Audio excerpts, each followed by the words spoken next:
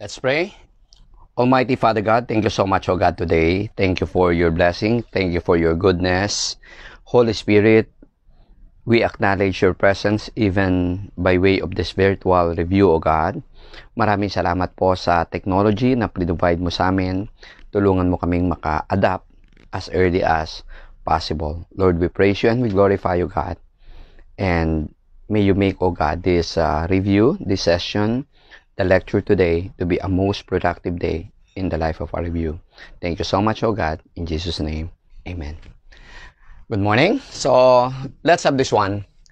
Now, what about this non-prismatic beam? Ibig sabihin, yung size niya hindi uniform. Halimbawa, in this 5 meter long beam, the first 3 meters has an EI of 2 million Newton meter squared, while the remaining, this one, has an EI of 1,000 kilonewton meter squared. Now, we have here a load of 5 kilonewton per meter from the left end to the right, a distance of 3 meters. We are asked to find RA, Y at B, theta at B. B is designated here. Ito yung dugtungan nung magkaibang size. Okay? So, una, let us solve RA, no? So, isolve ko na rin yung RC, no? So, sa itsura ng figure, mas magandang alam natin yung RC kaysa yung RA, pero RA man ang hinahanap. So, let us solve that. So, this is reaction at C. This is RC. While this is the reaction at A, RA. So, if I will take summation of moment at point A equals 0, upward movement positive. So, I have RC times 5 minus the moment of this about this is WL squared over 2, di ba? So, this is 5, L is 3, squared over 2. Kaya mas maganda nakabisado nyo yung moment equation. So, this is going to be equal to 0. So, solving our RC here, our RC is going to be equal to 4.5 kilonewtons. Ito yung ating RC. Now, we can now solve your RA by taking summation of forces Y equals 0, upward, positive. I have RA plus RC, which is 4.5. So, plus 4.5 minus ito, which is 5 by 3. So, minus 5 by 3 equals 0. So, our RA is going to be equal to 10.5 kilonewtons. So, this is our RA. Okay? So, let us have yung 1.2. Find YB.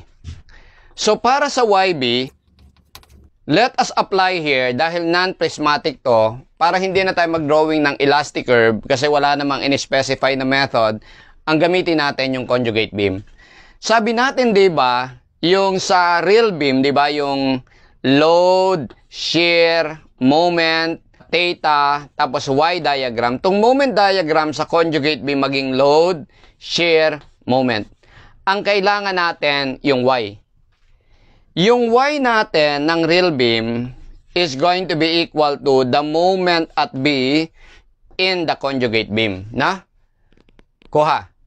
Ngayon, so ang gagamitin natin dahil non-prismatic, yung moment diagram natin, M over EI, ang gagamitin natin diagram, ha? Anyway, eto kasi itong equation na to, yung moment na to, dapat based on M over EI diagram na. Otherwise, mapupunta dito yung EI. But since the EI is not constant, isasama na natin siya dito, ha? Okay. Now, drawing our moment diagram by parts, kaya ko kinuha yung RC dahil mas madaling gamitin yung moment diagram dito. Now, para dire-diretso lang yung computation kasi pagka dito tayo nagkuha ng moment diagram, putol, ito.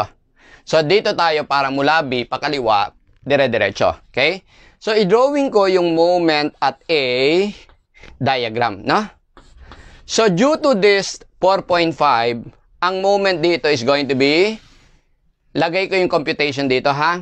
So, it's 4.5 times 5. And this is 22.5. Isama ko na rin yung ordinate dito. This is going to be 4.5 times 2. And this is 9. So, this is 9. This is 22.5. Okay? Now, due to this loading, eto, mula sa B, papunta sa A. So, yung moment dito, this must be second degree. Diba? So, that is WX squared over 2. So, this is 5 times 3 squared over 2. 9 times 5, that is 45 over 2. This is going to be 22.5. So, the moment here is negative 22.5. Kuha niya? Maliwanag. Natural kung positive 22.5 to, negative 22.5 to, dahil ang moment dito, 0. Okay? So, gawin natin siyang over EI, M over EI diagram. So, i-divide natin siya ng EI ng section, no? So, gawin natin, ha? Ito siya. So, gawin nating MA over EI diagram. So, etong 22.5, itong segment AB, ang EI nito, 2,000. No? Naka-kilonewton meter squared. Lahat tayo kilonewton and meter. So, yun ang gamitin natin, yung 2,000 saka 1,000. So, over 2,000, di ba? Kasi ang EI nito is 2,000. Ito ang EI nito, tong section na to. This one, the EI is 1,000. Correct? So, dito, magpalit tayo ngayon ng diagram. Divide lang natin ng 2,000. Kaya ito, parehas pa rin yung shape, no? Okay? So, this one is 22.5 over 2,000. Lagay ko dito, ha? 22.5 over 2,000. So, this is 11.25 times 10 to the minus 3. Okay? So, lagay ko dito na times 10 to the minus 3, ha? Para hindi masama sa drawing yung 10 to the minus 3. So, this is going to be 11.25. Okay? So, natural dito, it's also 11.25 dahil 22.5 man silang parehas. Okay?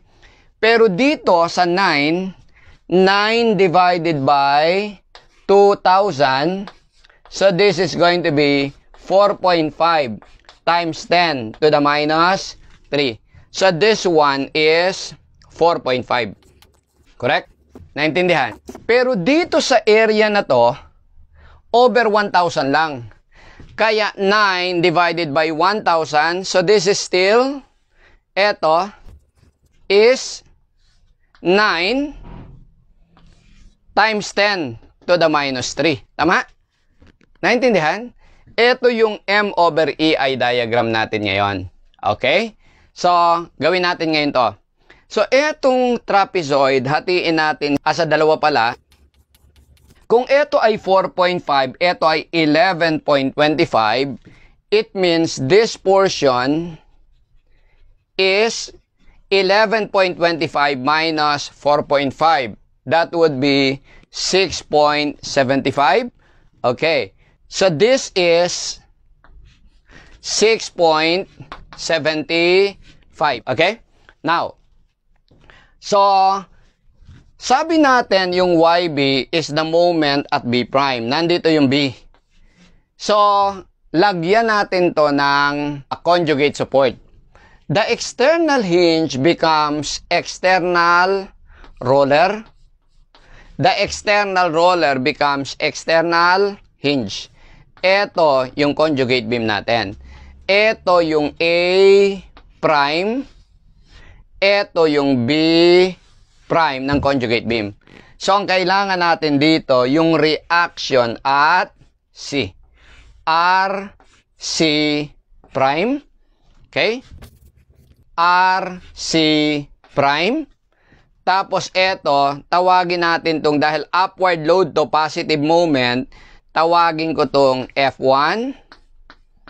Etong triangle na to, tawagin ko tong F2 prime, no? Etong rectangle na to, tawagin ko tong F3. Eto negative, tawagin ko tong F4. Ha? So, isolve ko lang muna yung F1 prime, F2 prime, F3 prime, F4 prime. Okay? Yung F1 prime natin is the area of this triangular load, no?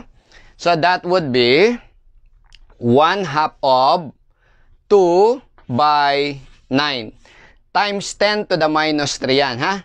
So, lagyan natin, ha? So, times 10 to the minus 3.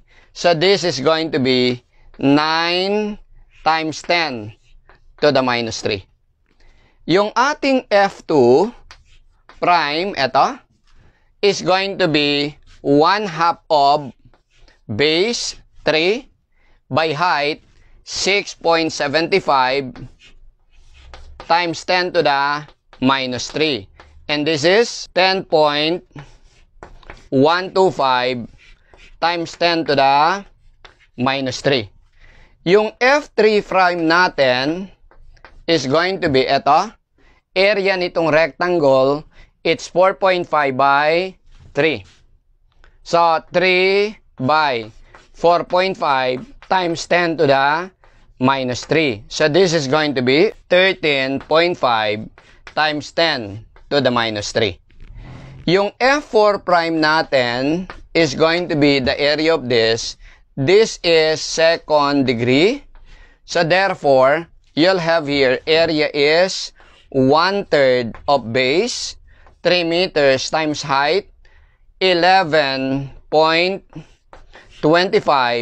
times 10 to the minus 3. So, this is 11.25 times 10 to the minus 3. Okay? Okay. So, if I will take summation of moment at A prime in the conjugate beam, ha? Conjugate beam. Summation of moment at A prime is equal to 0, upward moment positive. I will have here RC prime times 5 plus. Lahat to puro positive moment. F1 prime, palitan ko yung value, ha? Ito. So, F1, sulat ko lang muna. F1 prime times the moment arm, this is 1/3 of 2 meters plus 3. So, 1/3 of 2 meters plus 3. Plus F2 prime times moment arm, 1/3 of 3 meters. So, this is 1 meter. Plus F3 prime times ang moment arm niyan, 1/2 of 3 meters. This is 1.5. Tama? Okay? Now, eto downward na to. So, minus, this is second degree. The area is 1/3. The centroid is eto, 1/4 of 3 meters.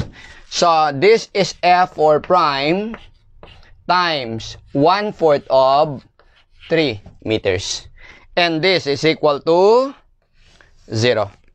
I-substitute natin ngayon yung mga values ng F1, F2, and F3. Our F1 prime is, i-substitute natin, it's 9 exponent minus 3. While F2 prime is 10.125 times 10 to the minus 3. While F3 prime, this one, is 13.5 times 10 to the minus 3. While yung ating F4 prime, 11.25. Ito, 11.25 times 10 to the minus 3. Kuha nyo? So, ang gawin natin ngayon is, pag sinubstitute mo yan, makukuha natin yung RC prime. And RC prime is equal to, let me calculate. So, this is 10.9875 times 10 to the minus 3. So, ang sabi natin dito, your YB is moment at B prime. So, therefore, Y at B is going to be moment at B prime is going to be, anong moment dito considering FB din ito? So, it would be this. By the way, this is negative, no?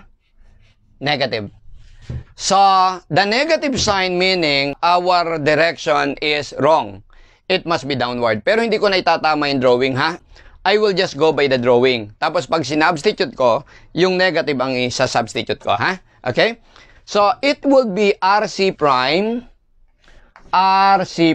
times 2 minus or plus. It would be plus F1 prime times, this is 1/3 of 2 meters. Okay? So, or that is 1/3 of 2 meters, 2/3. Okay? And this is going to be minus 10.9875 times 10 to the minus 3 times 2 plus F1 prime. Ano yung F1 prime? 9 times 10 to the minus 3 times 2/3. Okay? So, you try to calculate that now, makukuha mo yung MB prime. So, therefore, dito ko lang tuloy ha. So, therefore, dito ngayon, computing that, so this is YB is going to be negative 0.015975, and this would be in meters. Naintindihan po? Iyan ngayon yung deflection sa point B. Naintindihan? Klaro? Okay. So, yung YB natin dito is negative, meaning it's downward, no? Okay? Naintindihan po? Okay. Punta tayo dun sa third question, yung theta B.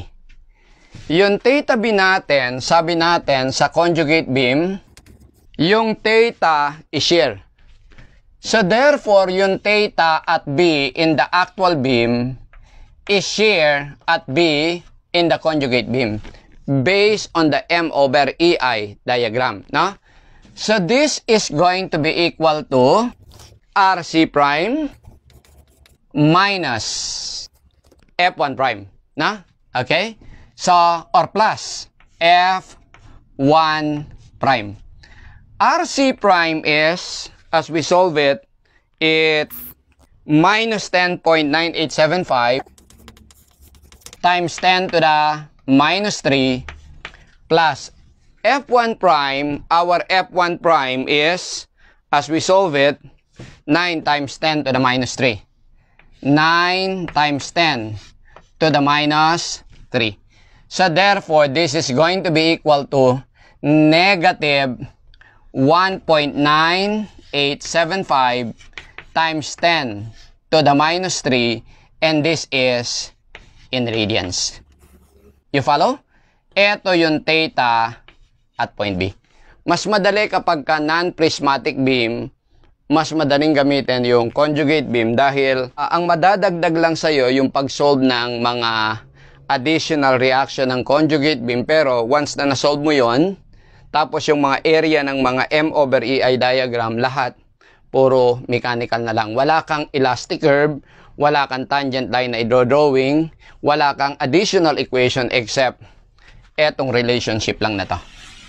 Naintindihan? Okay, sige, pakikopya.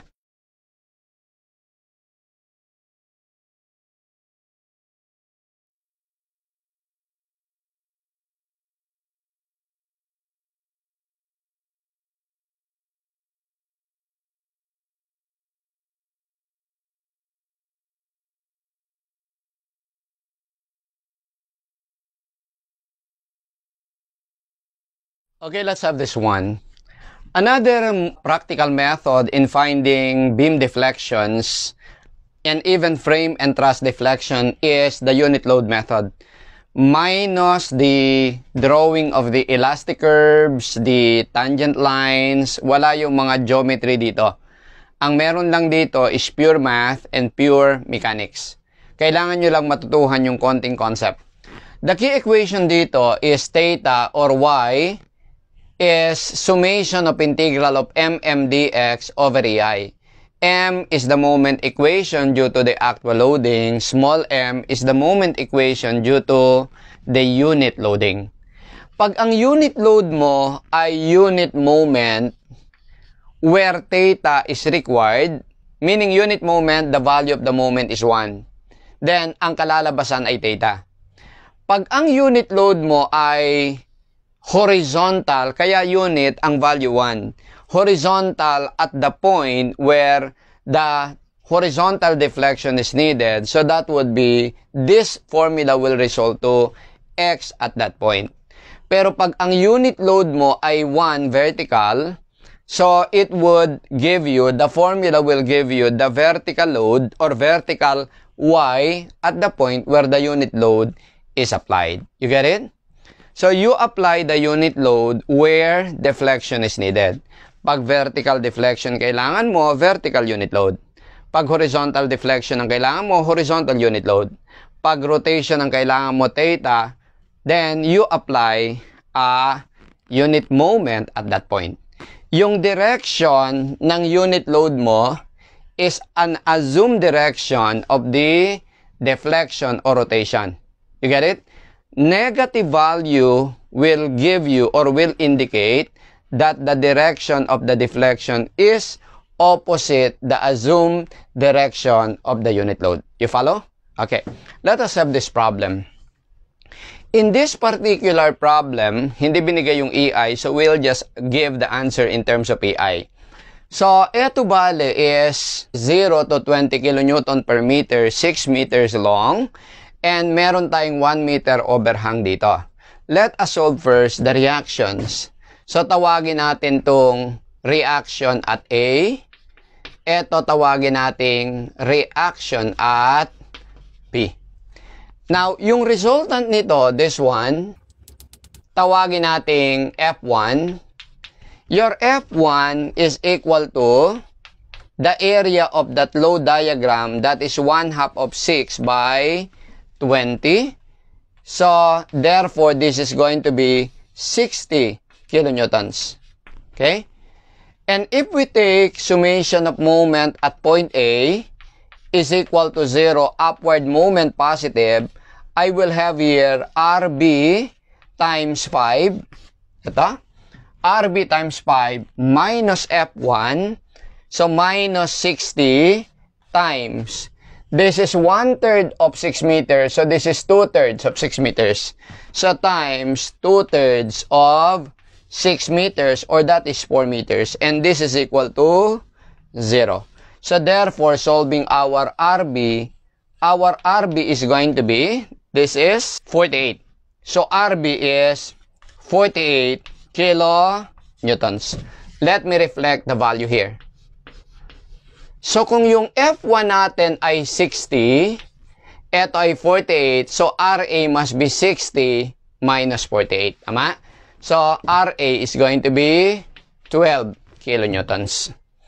So, ang hinahanap sa atin dito, using unit load method, is the deflection at the free end. Yung deflection dito. Tama? So, ganitong gagawin natin. So, yung unit loading natin, unit loading for Y at C. Ito siya. Kung ito yung beam natin, ang unit load natin, ito. This is 1. This is tawagin nating RA. Ito tawagin nating RB. So, isolve natin yung RA saka RB.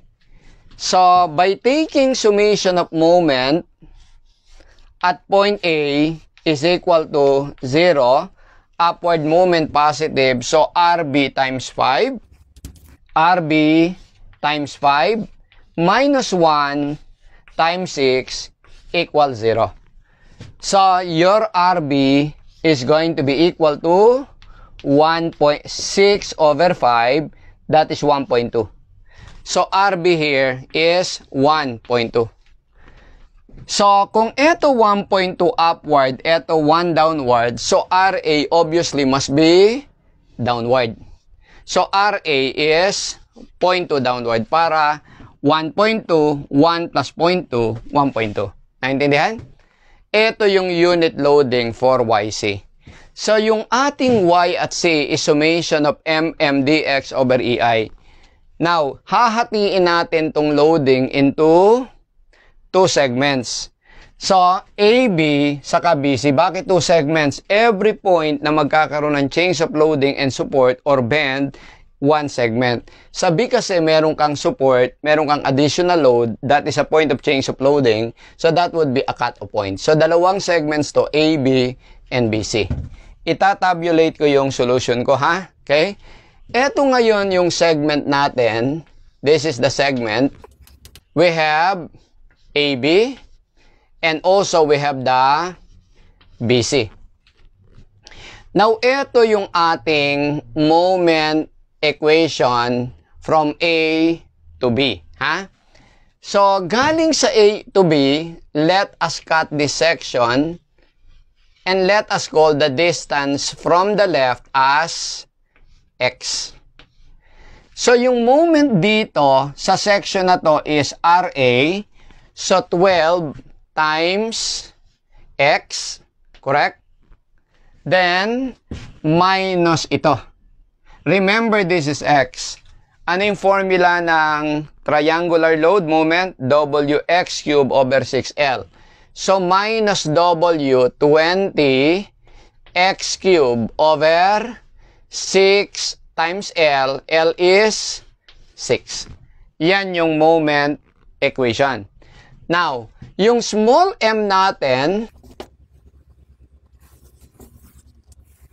ngayon dito, yung section na to,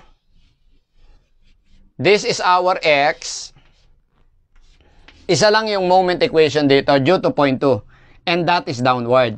So, minus 0.2 times X. Ang limits natin, di ba? Ano yung limits? Ilagay ko yung limits dito ng A to B. Ang X dito 0, sa B ang X is 5. Naintindihan? So, dito ko na lang ilalagay ang limits, ha? Okay? So, from X1 to X2, so, from X is 0 to X is 5. Naintindihan? Okay. Now, yung B to C naman, eto yon will be represented by this section. So, dito, eto ngayon yung X natin. X is always from the left. So, ang madadagdag lang dito, eto nandyan pa rin. Eto nandyan pa rin. Ang madadagdag yung 48. Kung eto X, ano ngayon yung moment arm ng RB? That is X minus 5. No? So, ito will be 12X minus, this is 20 over 36 X cubed plus 48, no? 48 times, anong moment arm? X minus 5. So, dito, ano naman ang madadagdag? Ang madadagdag, yung RB na 1.2. Ito ngayon, yung iyong section, this is now your X. Ang moment arm nito ngayon is 1.2 times X minus 5. So, this is minus 0.2X plus 1.2 times X minus 5. Naintindihan? Maliwanag? O iba? Klaro? Okay. So, therefore, ang limits naman ng B to C is from X is 5 to X is 6. Kuha? So, kunin natin ngayon dito yung integral. Ito ngayon yung integral of MM dx over EI from limits x1 to x2. Diretso lang natin sa calculator, ha? Okay? Ito. So, sige, pakikwenta. integral, pindutin nyo sa calculator, of this times this with limits from 0 to 5. So you'll get here negative 275 over 9 over EI. Okay? What about this one? So you'll get this positive 43 over 18 over EI. So if we will now get summation, no? Summation of integral of dx over EI, what we are going to get here will be negative 169 over 6 over EI. Ito ngayon yung ating y at the free end C. So, i-substitute mo lang whatever value of EI you may have, yun yung sagot. Naintindihan? Sige, paki-absorb, ha? Okay.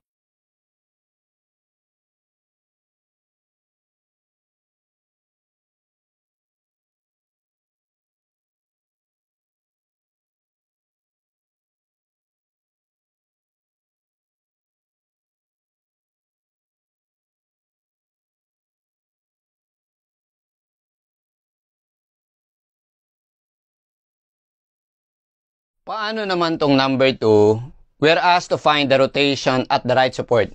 That is rotation at point B.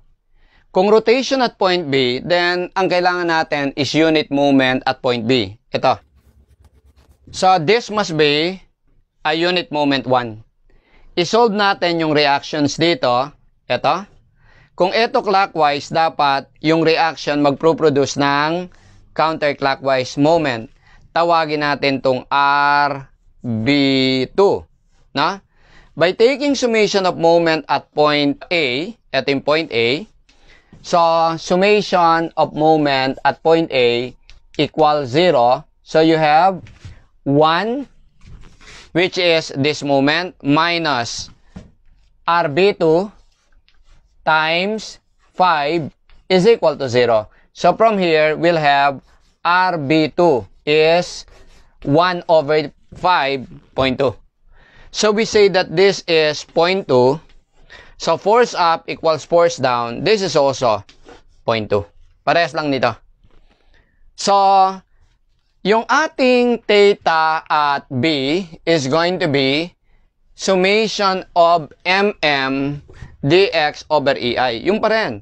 Yung ating theta at point B is summation of integral of dx over EI. Ang pinagkaiba lang yung unit loading. Sa actual loading, walang mababago kasi wala namang binag actual load. Ang mababago lang sa unit loading sa AB sa BC. Sa AB dito, ito yung ating X. So, ang moment dito is what? Minus 0.2 times X. Ito pa rin. No? Minus 0.2 of X. So, kung minus 0.2X pa rin to, ito 0 to 5 pa rin, A to B. So, this is also negative 275 over 9 over EI. Ang maiiba dito sa right side. This one. From B to C. Ito ngayon yung ating X. So, ang moment natin dito is minus 0.2x plus 0.2 of x minus 5, no? So, minus 0.2 of x plus 0.2 of x minus 5 plus 1, no? Plus 1. Pagmasdan nyo to. Minus 0.2 plus 0.2 cancelled. 0.2 times minus 5 minus 1 plus 1. This is 0. Kaya 0 times this, integral of 0, that is 0. So this is 0. Naintindihan? So therefore, this is negative, summation is negative 275. This is 275 over 9 over EI. Yung negative sign dito is an indicator that it is not clockwise. The rotation at B, obviously, dahil sa loading, ang rotation dyan is not clockwise but counterclockwise. Pag ano, no, di ba? Tama? Umikot siya counterclockwise, hindi clockwise. Kaya ito, negative. And i-substitute mo lang yung EI, yung value niyan is in radians. Naintindihan to? Basta naintindihan mo to, walang mga elastic curve, di ba? And yung value ng mga sign will indicate pagka negative yung Y, downward yan. Dito sa convention na to, ha? Okay? Or dito sa convention itong unit load. So, very practical. Pag ang kailangan mo is horizontal, horizontal unit load. Pag ang kailangan mo vertical deflection, vertical unit load. Pag ang kailangan mo rotation, you need rotational unit load or unit moment. Naintindihan? Okay, sige, kopya.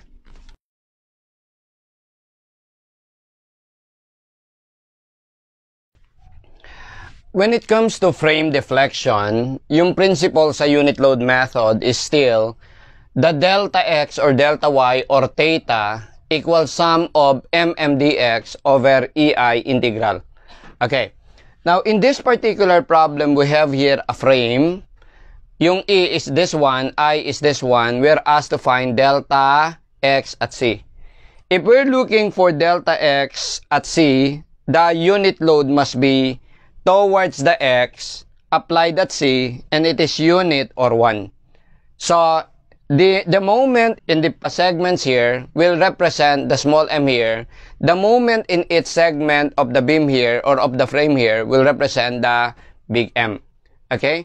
So, let us first solve yung mga reactions in order to write the moment equation. Okay? Now, at this point, this is point A, this is B, C, and this is D. No? So, this is A, B, C, and D. So, here, the force is vertical. Here, the reaction is vertical. So, force right equals force left. Ito lang yung may horizontal component. So, this must also be 20. Okay? So, ito is also vertical. Tawagin natin tong vertical at D. Ito, tawagin nating R at D. So, I use a small letter para sa reaction dito, no? So, force up equals force down. So, we expect that this will be equal to RD. So, force right, 1 equals force left. This must also be 1, no? Okay. Now, let me solve the vertical force at D. By taking summation of moment at point A, I am at the actual frame is 0. So, moment here, that is 20 clockwise, not 20 times 3 plus. Yung moment ng 5 about this is 5 WX squared over 2, no?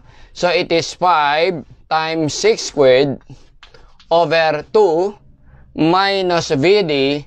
VD times 6 equals 0. Solving our VD, this is going to be 60 plus 90, that is 150 divided by 6. So, this is going to be 25 kilonewtons. So, ito yung VD, this is 25. And summation of forces Y is 0. So, we will have here force up 25 plus 25 plus the vertical at A minus eto 5 by 6 which is 30 is 0. So, minus 30 plus 25 minus 5 to the right. So, the vertical at A is 5 kilonewtons. So, this is 5 kilonewtons. So, all reactions are solved. Punta tayo sa unit frame or frame with unit load. So, for our frame with unit load, taking summation of moment at A is equal to 0. I have 1 the moment of this, about this, 1 times 3 minus RD times 6 equals 0. So our RD is going to be 0.5 and this is 0.5 unit. Okay? So this is 0.5. Force up equals force down. So this must also be 0.5. Tama? Okay. So we are ready to write our moment equations. No? So for our moment equations, dito ko na lang sulat ha. Ito yung ating segments. This is the segment. So, meron tayong segments AB, BC, and CD. So, we have AB, BC, and CD.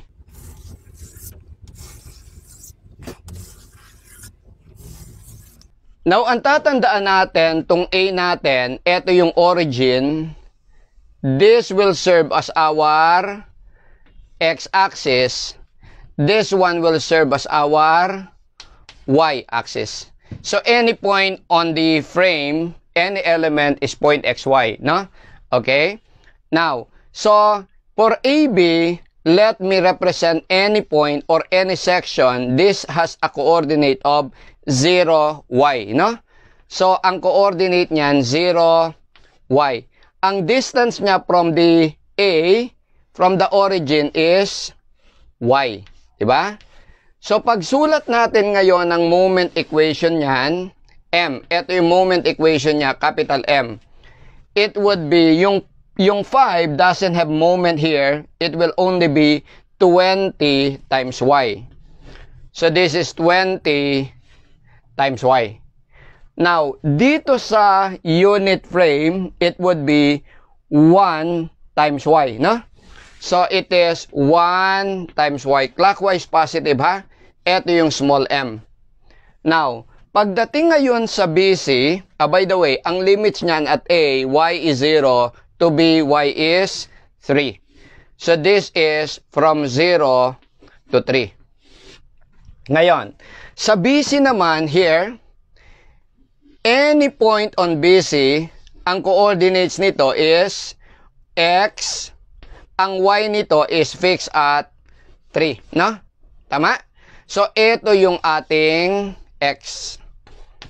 So, ang moment dito, considering FBD from left, huwag kang lilipat ng reference, lagi tayong FBD left. So, dito, ang moment dito is yung 20 times 3, no? So, this is 20. Ang y fix ngayon sa 3. Tama? 20 times 3, this time may moment yung 5. Plus 5 times x. So, plus 5 times x minus. Ito ngayon, yung moment nung 5 dito is 5x squared over 2. No? So, minus w. So, 5x squared over 2. Okay? Now, yung unit moment dito naman, this is your x. Ang moment dito is 1 times 3. Ang y mo, 3 na ngayon. Diba? Fix na eh. Now, minus 0.5 times x. So, minus 0.5 times x. Now, pagdating sa CD dito, any point here is point xy. Ang x mo is 6. Ang y mo is eto. This is your y. Okay? So, yung moment dito, due to 20, saka 20, so, pair na to ngayon eh. Hanggang dito tayo, di ba? Ang kinukonsider natin yung FBD mula A hanggang section. So, ito, ang moment nito, 20 times 3, that is already 60. Tama? Now, ito plus 5 times 6. So, plus 5 times 6. Okay? So, 30 yan, no? And then, minus yung moment nito, W, dito, W x squared, but x is 6. So, minus 5 times 6 squared over 2. So, you call a puro constant, no? Tama? So, therefore dito, this is going to be 90, and this is 36 over 2, 18 times 5, 90. 90 minus 90, this is 0. Wala, no? So, in here, ang moment dito is, due to the pair of 1 and 1, it would be 1 times 3. Okay? 1 times 3 minus 0.5.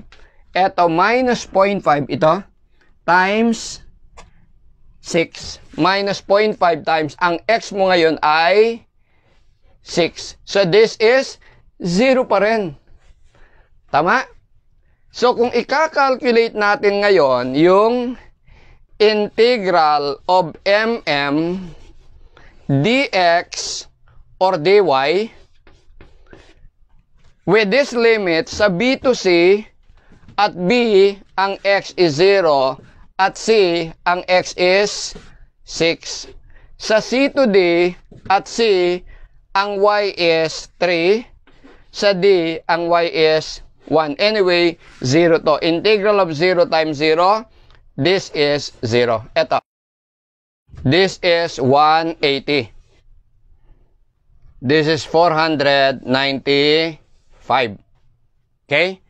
So, summation of dx, this plus this, okay, ilagay ko na over ei, is going to be this plus this, 675 over ei, naka-kilo Newton and meter tayo, Re is 200 gigapascal, that is 200 times 10 to the 6 kilopascal, no? Multiplied by I, yung I natin is 300 times 10 to the 6 millimeters to the fourth. Millimeter is 1 over 1,000 meter. To the fourth, 1,000 is 10 to the 3. 1 over 10 to the 3 to the fourth is 1 over 10 to the 12. Or this is times 10 to the minus 12 meter to the fourth. Tama? So, 10 to the 6 will cancel out. So, this is going to be 0.01125 meter. Okay? And ito yung ating summation of dx over ei. This is the delta x at C. Or this is 11.25 millimeters. Naintindihan? Sige, kopya.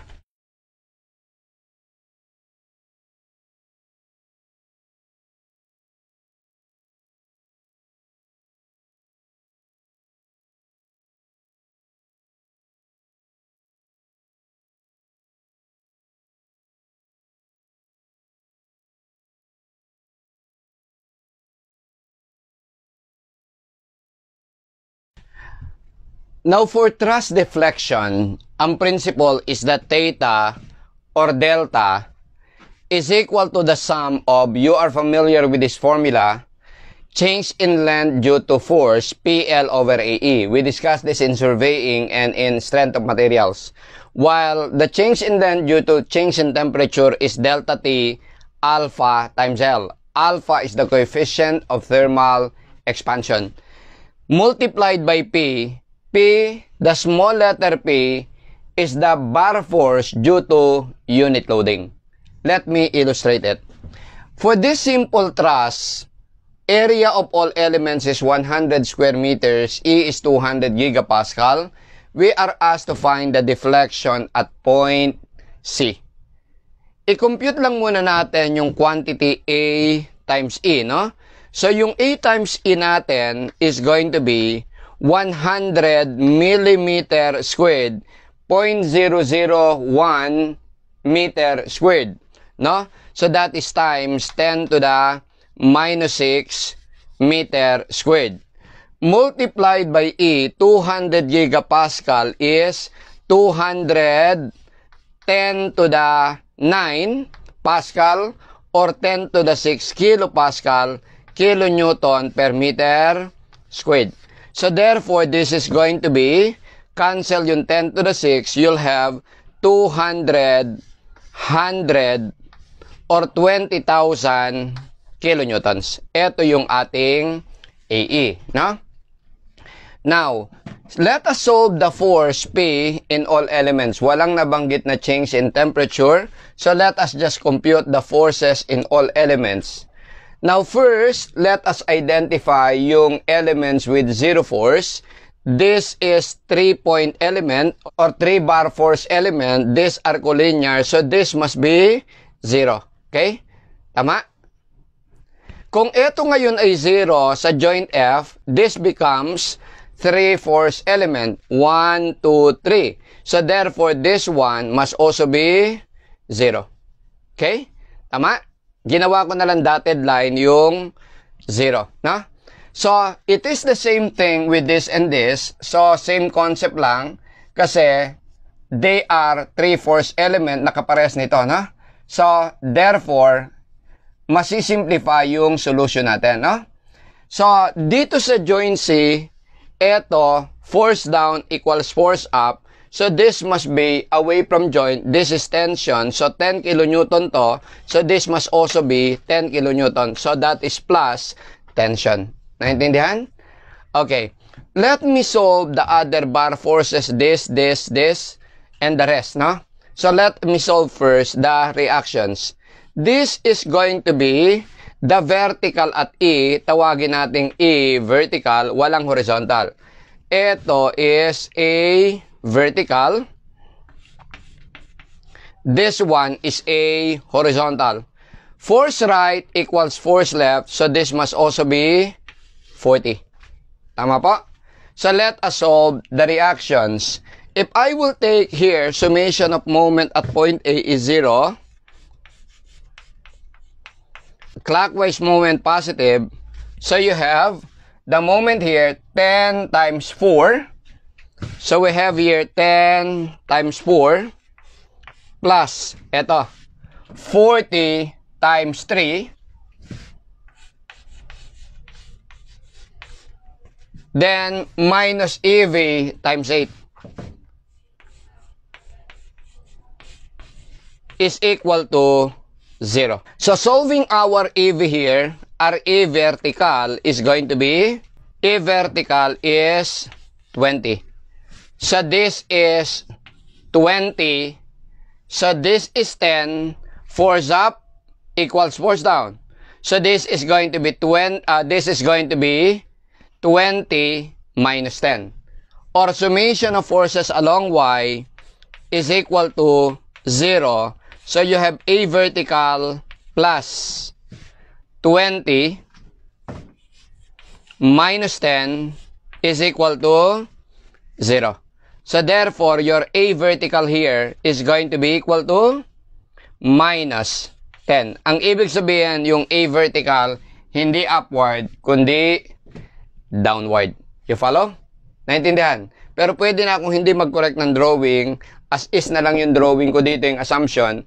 Pag nag-substitute na lang ako, saka ko babaguhin. Okay? Pero kung gusto nyong baguhin na rin yung direction, i-adjust na lang yung computation dito, pwede rin. No?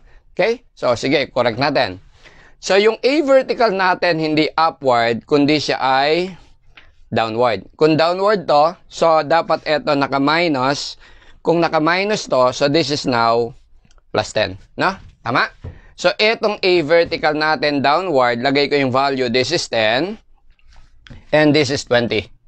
Now, tawagin natin tong angle na to, na theta. I-isolate ko to ha. This is 3, 4. Kung 3, 4, 5 triangle yan, eto yung theta. This is 4. This is 3. Dapat eto 5. Na? So, eto yung X, Y, eto yung D. Okay? Now, still at joint A tayo. Para ma-solve natin yung reactions. So, summation of forces vertical here is 0 para cancel to. So, ilagay ko na lang to na tension agad. I-assume ko lang muna. So, ito yung force in AF, no? Force in AF. So, therefore, you have here summation of forces Y0, force down, minus 10, plus FAF, no? FAF multiplied by sine theta, no? Okay? So, yung horizontal is cosine, yung vertical, sine. Sine theta is equal to what?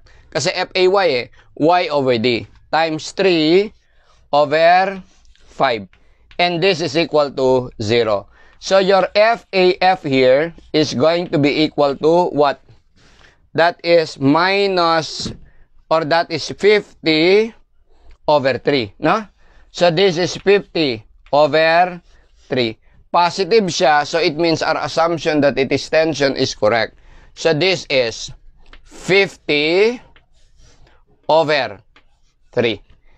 So, this is tension. So, tension. This is also 50 over 3. Naintindihan? Okay. Now, along the horizontal, dito tayo, joint A pa rin. So, force left equals force right, or summation of forces along X is equal to 0. So, you have here minus 40. Ito yun. Plus, this is force AB. So, plus FAB plus yung X component nito, that is FAF cosine theta. So, that is 50 over 3. Cosine theta is 4 over D. No? X over D. 4 over 5. So, is equal to 0. So, from here, we'll be able to get FAB. Our FAB is equal to positive 80 over 3. So, this one is positive 80 over 3. Tension, positive 80 over 3. Dito, tension, positive 80 over 3. Dito, tension, positive 80 over 3. So, dito tayo sa joint E. Pagdating sa joint E, force up equals force down, no? So, lagay ko lang muna dito tension para pag nag-negative, alam natin na compression. So, this is the force in EG. So, dito tayo, if we will go there, summation of forces along Y, this is at point E, is equal to 0. So, we have 20 plus yung Y component nito, this is theta. So, this would be FEG multiplied by, ang katabi is X, so yung Y sine theta. Sine theta is 3 over 5. So, 3 over 5 equals 0. So, lalabas sa atin that if FEG is compression, negative. So, this would be negative 100 over 3. So, this is negative 100 over 3 compression. Sa joint G, dalawa lang naman yung forces, ito saka ito. Compression, this must also be compression, negative 100 over 3. We are done with all the forces P. No? Okay. Now, dito tayo sa unit loading. Since kailangan natin ng vertical deflection at point C, our unit load will be a vertical unit load at C. So, kung ito 1, this must also be 0.5. By symmetry, this is also 0.5. Now, also sa 3-point element concept, this is 0. At joint F, this is 0. At here, this is 0. Okay? At this point, this is 0. Okay? So, lahat to, puro 0. Now, dito ngayon tayo sa joint A. So, this is the force in AF. Force in AF. Ito is the force in AB. So, this is theta. Now, summation of forces vertical is 0. This is 0.5 plus. So, still at joint A, summation forces Y 0, 0.5 plus PAF. Ito ay theta dahil vertical, sin theta. Sin theta is 3 over 5. So, times 3 over 5 is 0. So, we will have here PAF is negative 5 over 6. So, this one is negative 5 over 6. Compression, negative 5 over 6. So, by symmetry, ito negative 5, 6, negative 5, 6. At joint C, force down equals force up. So, this is tension away from joint. So, this is positive 1. Ito na lang problema natin. Still at joint A, horizontal equals 0. So, summation of X, forces X equals 0. So, I have PAB plus the horizontal component of this is PAF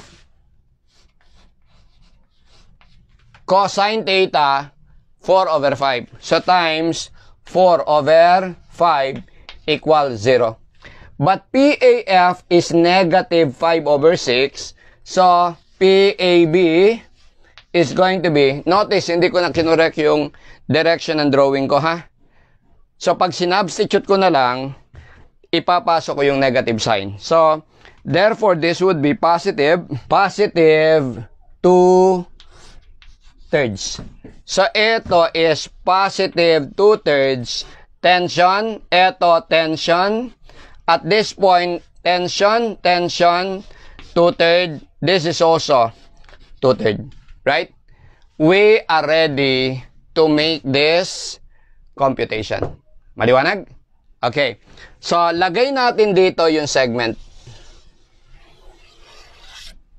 Ito yung ating element.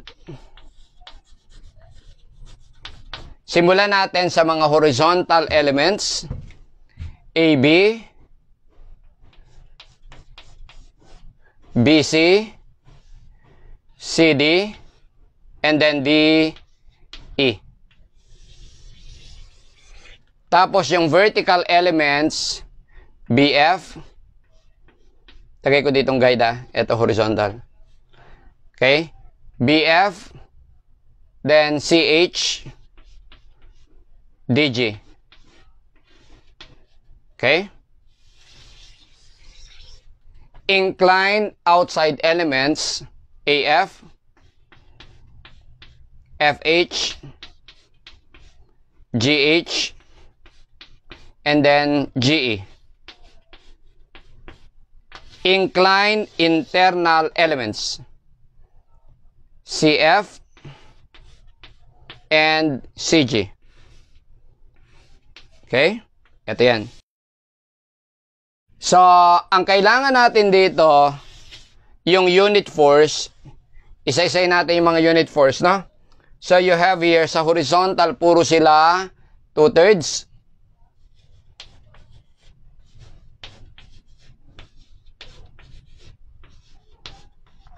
Sa vertical, 0, 1, 0. Sa inclined external, minus 5, 6 lahat. Minus 5, 6.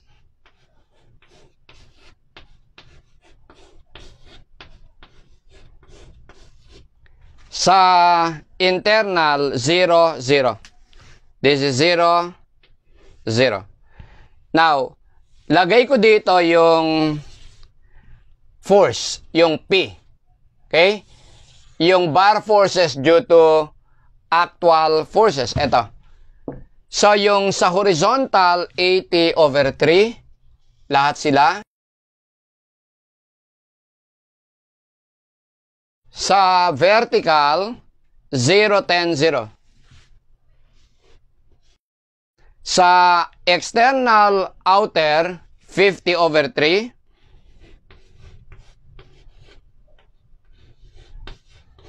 Ito is minus 100/3. Okay? And then this one is 0, 0.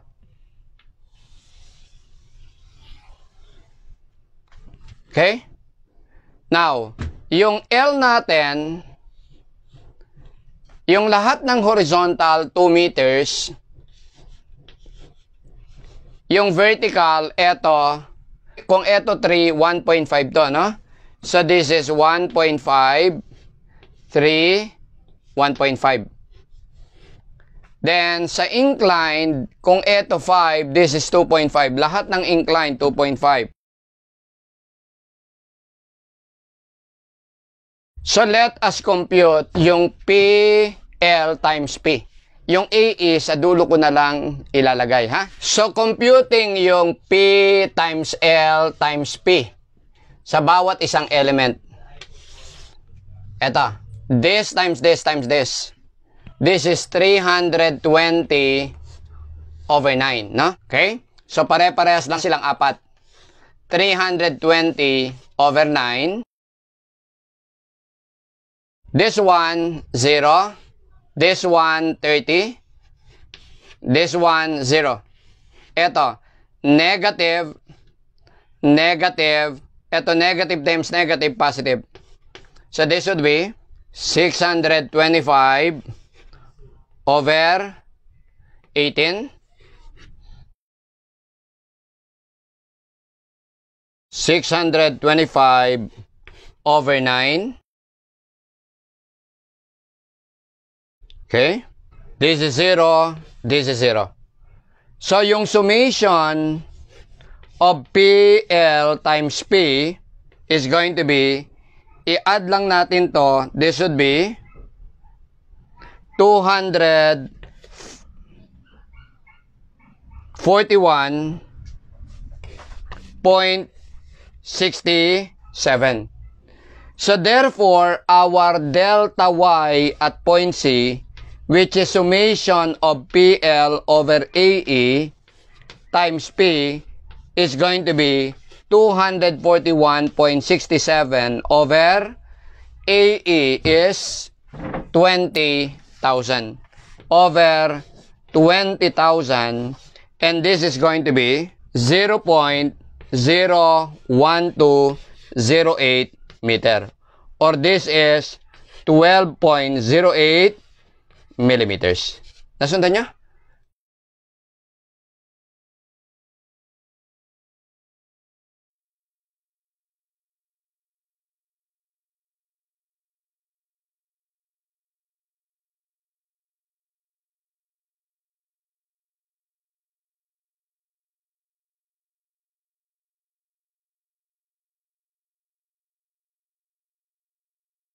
Paano naman to, no? Find the vertical deflection at point C, dito. Due to temperature variation only, if there is a 25 degrees centigrade increase in temperature in the top chords and none in all others. Meaning, ang nag-increase lang ang temperature, itong top chords. Lahat, 0 variation. Okay?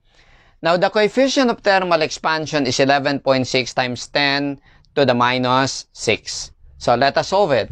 So, kung ang hinahanap ay deflection sa C, ang unit loading natin is 1 downward at C. So, yung ating unit forces, bar forces, will be the same. Ito pa rin. Ang delta T natin, however, is only 25 degrees only in the top chords. So, yung top chords, yan yung incline AF. Ito. No? So, this is plus 25 degrees centigrade plus 25 plus 25, tapos sa lahat sa kanila, puro 0. Tama? 0 lahat to. Okay? So, ngayon, ang hinahanap sa atin yung deflection sa C. So, due to change in temperature, it is summation of delta T alpha L times P. So, ilabas ko na lang muna yung alpha, total pare-parehas lang sila. Ang kunin ko, delta T L times P.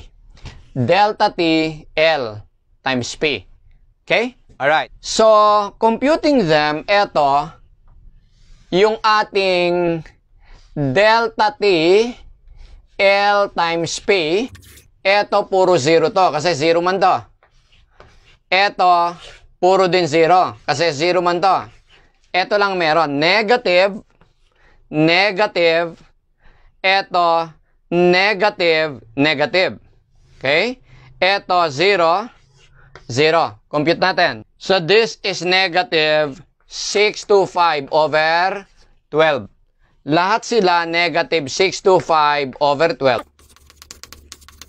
So, the summation of delta T times L times small p is going to be, i-add mo lang yan. So, this would be negative 625 over 3. So, therefore, yung ating Y at C, due to change in temperature only, is going to be summation of they are liars times P. So, imumultiply na lang natin to. Meron naman tayo nito, di ba? Imumultiply na lang natin ng alpha. Negative 625 over 3 times 11.6 times 10 to the minus 6. And yung answer nito, naka-meters, of course. So, that would be, this is 2.417 times 10 to the minus 3 meters. Negative. Or this is negative 2.417 millimeters. Anong ibig sabihin ng negative? Take note, ang unit load natin sa C downward. Tapos, ang lumabas na sagot dito, negative. Ang ibig sabihin, due to change in temperature in the top chords only, itong C hindi bumaba. Hindi pababa. Ang deflection niyan, due to change in temperature, pataas. Naintindihan? E paano kung ganito, 4.3? Meron kang, ang hinahanap is Y total. Due to applied force, applied forces, yung kanina sa number 1, and change in temperature. So, by method of superposition, pares lang. Yung Y total natin is yung YC due to applied force, which we know as 12.08 mm, plus Y due to change in temperature, which is minus 2.417. So, therefore, this is going to be 9.66 millimeters. And this would be positive. It means in the direction of this. So, ang total deflection will be 9.66 mm downward. Naintindihan? Sige, kopya.